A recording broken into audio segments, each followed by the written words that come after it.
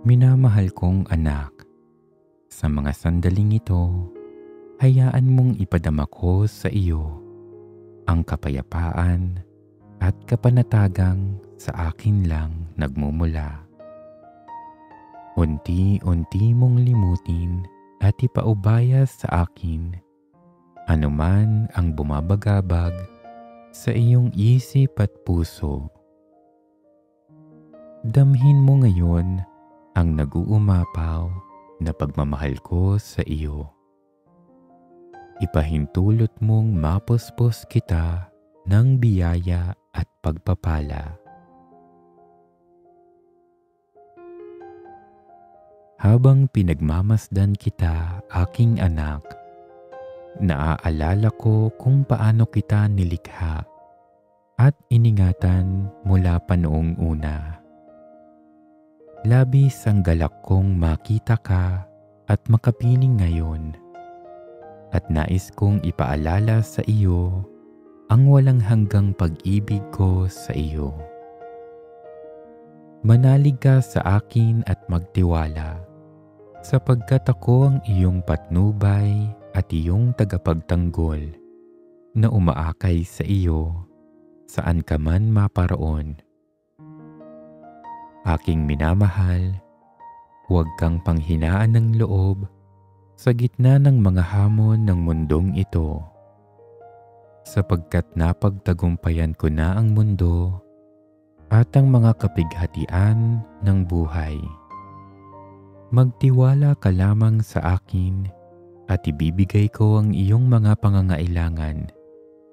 Pagagaanin ko ang iyong loob at espiritu, at bibigyan kita ng lakas ng loob na harapin ang bawat araw nang may pusong puno ng pasasalamat at pag-asa.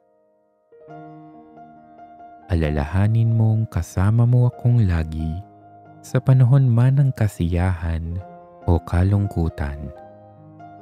Ako ang sandigan mo sa lahat ng panahon.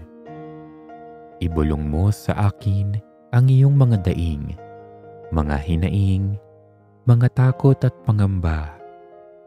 Sabihin mo sa akin ang iyong mga problema, mga pangangailangan at mga alalahanin. Ako ang iyong makapangyarihang Diyos at walang makadadaig sa akin.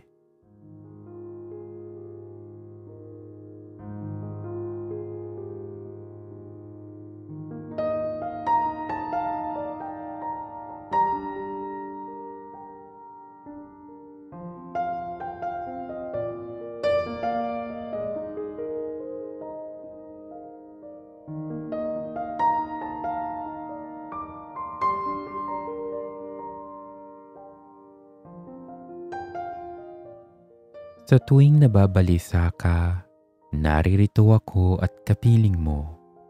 Niyayakap ka ng mahigpit at puno ng pagmamahal.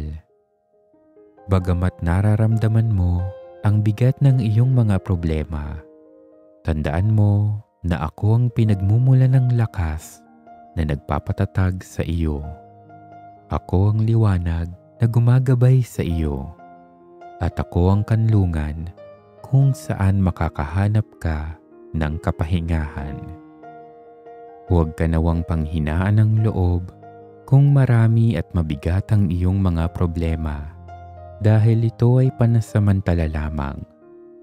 Ang mga paghihirap na nararanasan mo ngayon ay bahagi lamang ng iyong paglalakbay dito sa mundo.